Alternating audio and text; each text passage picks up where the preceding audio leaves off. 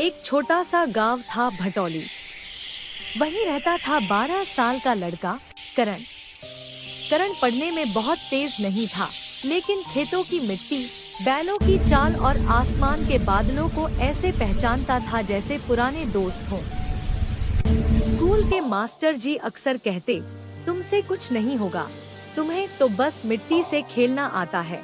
यह बात हर बार करण के दिल में तीर जैसी छुप जाती थी। एक साल गांव में बारिश बहुत कम हुई। तालाब सूखने लगा, कुएं का पानी भी नीचे चला गया।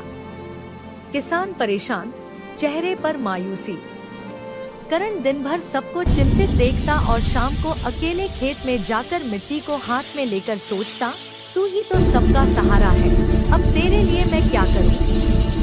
एक दिन विज्ञान की किताब में करण ने पढ़ा कि पेड़ कम होंगे तो बारिश भी कम होगी। बस वहीं से उसके दिमाग में एक चिंगारी जली। उसने फैसला किया कि वह गांव में जितने खाली जगहें हैं, सब पर पेड़ लगाएगा। वह न तो बड़ा नेता था, न कोई प्रसिद्ध इंसान, बस एक साधारण सा लड़का, पर उसके इरादे बहुत बड़े थे। अगली सुबह करण ने घर के आंगन से शुरू किया। टूटी बाल्टी में पानी लिया, पुराने गिलासों और प्लास्टिक के डिब्बों में मिट्टी भरकर बीज बो दिए। माँ ने पूछा, ये सब क्या कर रहा है? करण बोला, मिट्टी को साथी दे रहा हूँ, पेड़ बनकर बारिश बुलाएंगे। माँ मुस्कुरा दी और बोली, अगर तुम सच्ची हो तो मिट्टी भी सुनती है। धीरे-धीरे करण ने अपने दोस्तों सीमा, गुड्डू और अमन को भी साथ जोड़ लिया। 3-4 बच्चों की टोली लेकर वह घर घर जाता। चाचा, आपके दरवाजे के सामने 2 पौधे लगा देंगे, आप बस रोज थोड़ा पानी दे देना। कुछ लोग मजाक उड़ाते, अरे पेड़ लगाकर तू बारिश बुलाएगा, लेकिन कुछ बुजुर्गों ने आशीर्वाद दिया और कहा, कम से कम कोशिश तो कर रहा है, तुम लगाओ, पानी हम देंगे।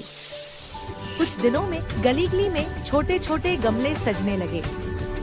स्कूल के बाहर, पंचायत भवन की सीढ़ियों के पास, मंदिर के चबूतरे पर, हर जगह करण ने और उसके दोस्तों ने पौधे लगा दिए। मास्टर जी ने जब देखा तो गुस्सा हुए। स्कूल पढ़ने आते हो या माली बनके? करण ने धीमी आवाज में कहा, मास्टर जी, किताबों में लिखा है।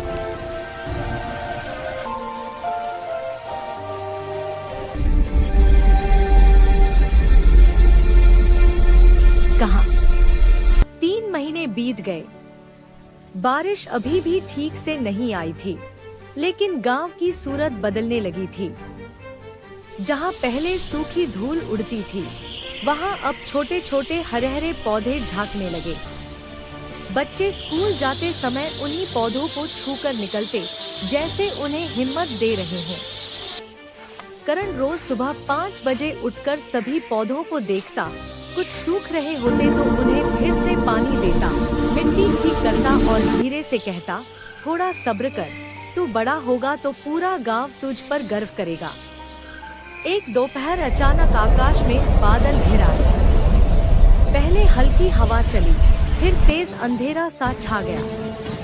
लोगों के चेहरों पर डर और उम्मीद दोनों दिख रहे थे। थोड़ी ही देर में पहली बूंद गिरी। सही मायने में मिट्टी की खुशबू गांव में फैल गई। करण ने मिट्टी की भीगी हुई महक को गहराई से महसूस किया, जैसे कोई पुराना दोस्त कंधे पर हाथ रखकर कह रहा हो, देख, हम आ गए। बारिश तेज हुई तो बच्चे खुश होकर गलियों में नाचने लगे। करण सीधे अपने सबसे पहले लगाए हुए पौधों के पास दौड़ा। वहां मास्टर जी खड़े थे, भीगते हुए भी पौधों को ध्यान से देख रहे थे। उन्होंने करण की तरफ देखा, आंखों में अपनापन था। बोले, तुमसे कुछ नहीं होगा, यह मैंने गलत कहा था। तुमने तो पूरे गांव के लिए बहुत बड़ा काम कर दिया। गांव के सरपंच ने पंचायत की मीटिंग में घोषणा की, अब से हर साल करण दिवस मनाया जाएगा। इस दिन हर बच्चा कम से कम एक पौधा लगाएगा। करण शर्माते हुए खड़ा था, लेकिन उसकी आंखों में चमक थी। उसे समझ आ गया कि मिट्टी से प्यार करना कोई छोटी बात नहीं, वही तो असली ताकत है। दिन से लोग करण को मिट्टी की खुशबू वाला लड़का कहने लगे। उसे अब भी बड़े अंकों वाला छात्र नहीं माना जाता था, लेकिन जब भी गांव में कोई हरा पेड़ देखता